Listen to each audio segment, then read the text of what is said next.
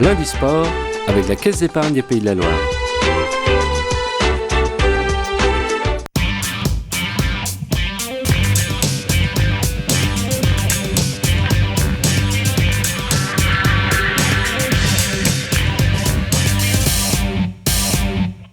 Bonjour à tous, bienvenue dans ce lundi sport un petit peu spécial puisqu'on va le consacrer entièrement au tournoi de football international cadet de Rezé. Alors Michel Boucard, bonjour, vous êtes le président.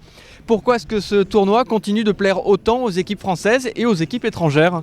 Ce tournoi plaît beaucoup aux équipes françaises et étrangères, dans la mesure déjà pour commencer, c'est parce que c'est le côté convivial, c'est-à-dire l'esprit famille, parce des équipes vont en famille, d'autres dans les centres, et puis des habitudes avec certains clubs français, et puis le niveau qui est devenu de plus en plus un peu élevé, donc qui fait que des clubs étrangers sont très intéressés pour venir à ce tournoi. La présence des équipes étrangères et l'ouverture internationale, c'est justement ce qui fait la force du tournoi. Le tournoi de Rezé, ce sont 16 équipes dont la moitié sont étrangères. Portugaises avec le Boavista Porto, espagnoles avec le Rayo Vallecano, mais encore anglaises, suédoises, tchèques, néerlandaises ou malgaches. Côté français, le FC Nantes, Rennes, Niort, une sélection des Pays de la Loire, une équipe rozéenne, et puis les joueurs d'Amiens, déjà vainqueurs du tournoi en 2003 et 2004. C'est de s'amuser comme c'est un tournoi de fin d'année. Et puis comme on a l'esprit compétiteur, c'est de le gagner. Le fait qu'il y ait des équipes étrangères, c'est intéressant ? C'est un petit plus parce qu'on peut voir le football que pratiquent d'autres pays. Donc ça permet d'évoluer notre football par rapport aux autres. Les autres, comme par exemple Carlos et Mela, ce sont deux jeunes joueurs malgaches hébergés dans une famille d'accueil à Rezé.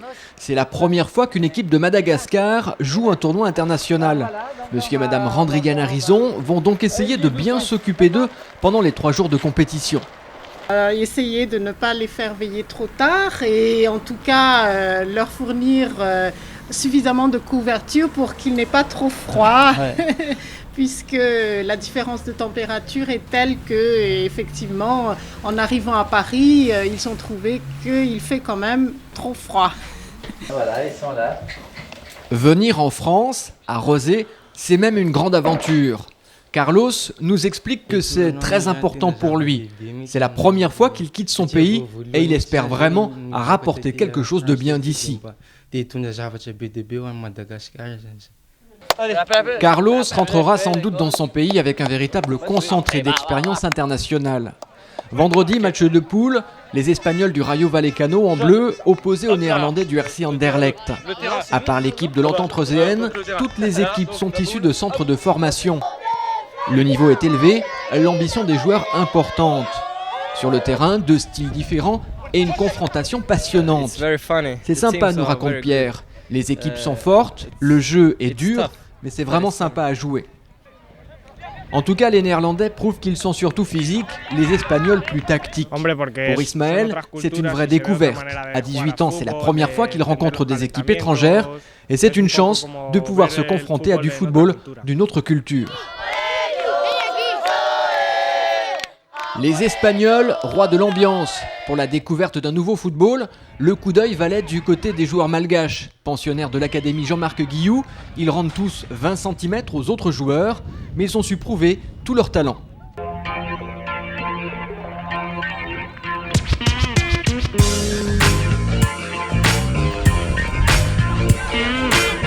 Le tournoi de Rezé, ce sont 4 poules de 4 équipes, les 4 premiers jouent les demi-finales. Pour ces joueurs, tous de 18 ans et issus des centres de formation, il y a un véritable enjeu au-delà du titre. Entretien avec Olivier Bijota, c'est l'entraîneur du RC Lens. L'objectif de ces tournois, comme les compétitions nationales, c'est de pouvoir exprimer ses capacités, ses talents dans un contexte donc, de compétition et aussi l'intégrer définitivement dans son parcours de formation. On ne peut pas penser, imaginer aujourd'hui que dans l'esprit du jeune footballeur, l'esprit compétitif soit occulté. C'est une loi du système professionnel et bien évidemment il s'agit de de l'inculquer à dose plus ou moins homéopathique ou plus ou moins graduelle au fur et à mesure que l'âge avance. Donc là c'est 3 jours sympathiques, mais pas de question de faire du tourisme, vous voulez des guerriers sur le terrain?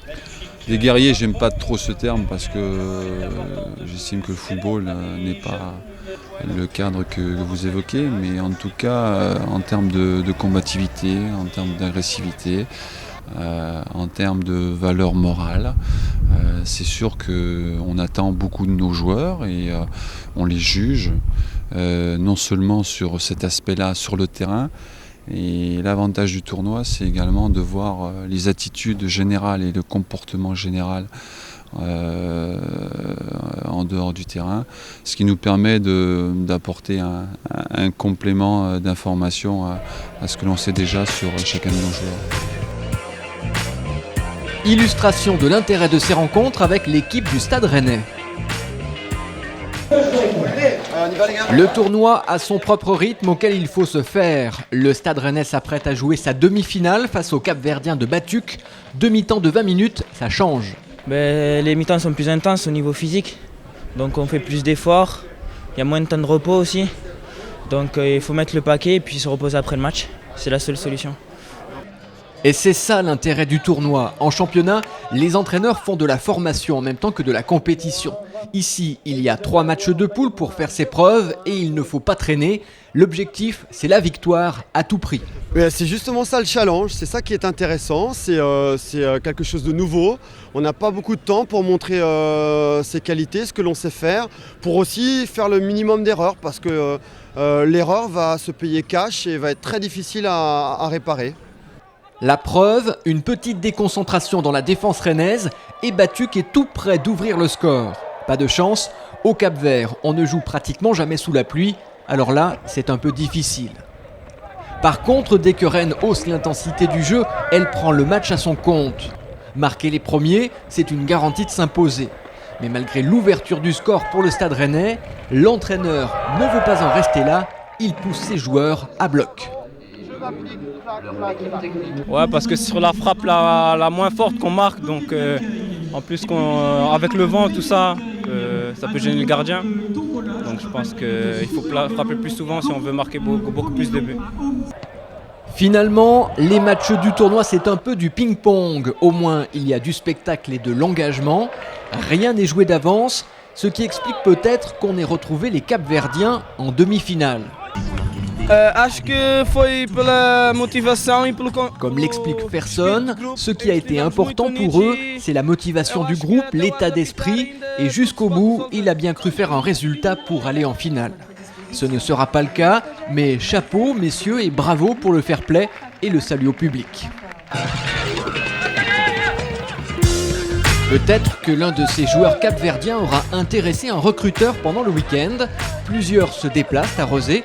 Nous avons justement rencontré Jean-Christophe Touvenel pour connaître les raisons de sa présence. On voit des Espagnols, on voit des Anglais, on voit des Africains, on voit des clubs de tous les pays. Ça permet d'avoir une évaluation globale de comment travaillent les gens, qu'est-ce qu'ils font dans leur pays, et puis de pouvoir se situer, nous, Français, par rapport à ces grandes nations. 18 ans, c'est le bon âge justement pour avoir une bonne vision du football international ? Oui, je pense qu'il ne faut pas que voir par exemple des jeunes de 18 ans, il faut voir des jeunes 14 ans, 15 ans, 16 ans, 17 ans, 18 ans, voir l'évolution. Et puis effectivement à 18 ans, 19 ans, c'est un peu l'âge où pour les meilleurs, en tout cas on signe un premier contrat professionnel, où on passe le cap et c'est une vraie barrière parce que on peut très bien avoir un gros potentiel à 15 ans, à 16 ans, et survoler tout le monde parce que physiquement on est en avance, on fait 1m90 et on fait 80 kg où on arrive à faire la différence par sa puissance et sa force physique. Et puis après à 18-19 ans les choses un peu s'égalisent et là ça fait appel à d'autres qualités qui peuvent être la réflexion, l'intelligence et la technique aussi. Alors vous n'êtes pas le seul recruteur présent aujourd'hui. Est-ce que chercher la perle rare, ça existe quand même cette notion ? Oui, il y a les chercheurs d'or au Brésil, il y a les chercheurs de diamants en Afrique du Sud, et puis On n'est pas tous à la recherche de la perle rare, parce que je ne sais pas si elle existe, elle doit exister, mais on vient effectivement pour essayer sur le temps et sur la distance de voir quelles sont les évolutions des jeunes et si on les retrouve d'une année sur l'autre ou les suivre éventuellement dans leur pays pour voir si jamais il y a une possibilité de les faire venir mais après sur la perle rare je n'y crois pas trop parce que je pense que ça existe mais pas tellement en Europe, plutôt on va dire soit en Afrique ou en Amérique du Sud. Nous, une perle, on en a peut-être trouvé une. C'est le gardien de la sélection des Pays de la Loire. Il joue au Mans, il est originaire de Rodez et il a arrêté 3 tirs au but face au Sparta Prague. On a voulu chaleureusement le féliciter. C'est une petite technique que j'ai appris au Mans sur le placement du joueur. Ouais, après c'est un poker quoi, et la chance, un facteur chance qui rentre en compte. Hein.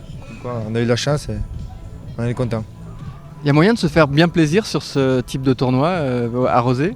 Ah oui, bien sûr, le plaisir il y est parce que comme je dis, bon, au début j'étais un peu déçu. Enfin, je suis arrivé, j'avais peur d'être déçu parce que le niveau, je ne pensais pas que c'est aussi élevé. Petit à petit, on a avancé la compétition, on a vu des bonnes équipes, de bons joueurs. Comme quoi, on s'est fait plaisir.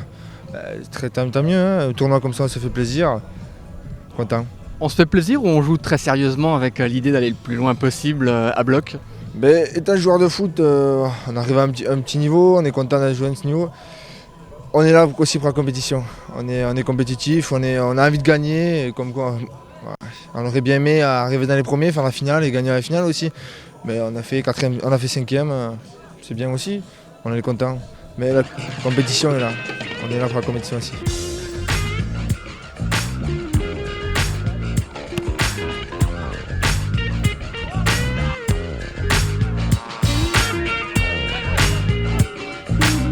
La compétition, elle aura vu s'affronter en demi-finale Rennes et le FC Batuc et Amiens contre le Boavista Porto.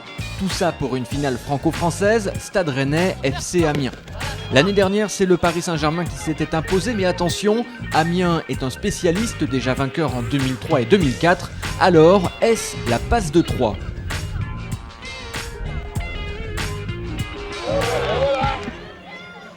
La concentration sur les visages des Amiénois et des Rennais peu avant cette finale. 2 équipes très proches et qui ont eu bien du mal à se départager.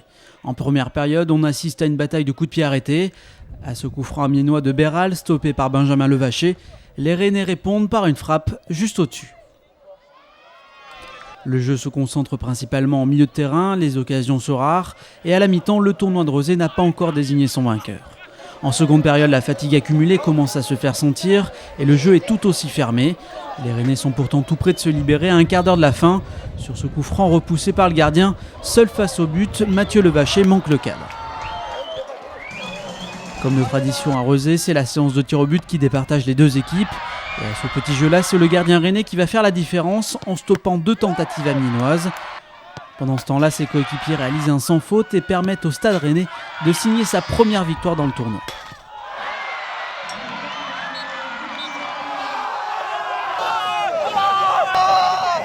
Il a raté les 2 premiers et après ils ont fait le reste, les joueurs, ils ont marqué pour moi, c'est bon, on a marqué. Bah ouais, ça récompense le travail qu'on fait tous les jours. Ça arrive pas souvent de gagner des tournois comme ça, il n'y en a que 1 ou 2 par an et on est content quoi. C'est la première fois qu'on inscrit le nom au tournoi, on a fait quelques demi-finales mais on était toujours resté à la porte. Donc ouais, c'est une satisfaction. Après ce qui est dommage c'est pour le public qu'on n'ait pas eu les jambes pour faire mieux, que ce soit Amiens ou Rennes. Les gars avaient la volonté mais il n'y avait plus la force. Pour remporter le maillot. Malgré la défaite, les joueurs d'Amiens font le spectacle durant la remise des récompenses. Avant de laisser la place à des Rennais qui laissent éclater leur joie, aux côtés de Franck Signorino, parrain du tournoi.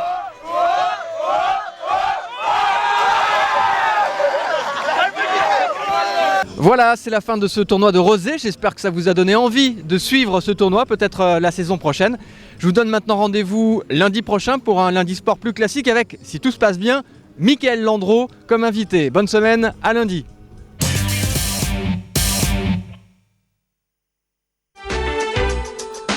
Lundi Sport vous a été présenté par la Caisse d'épargne des Pays de la Loire.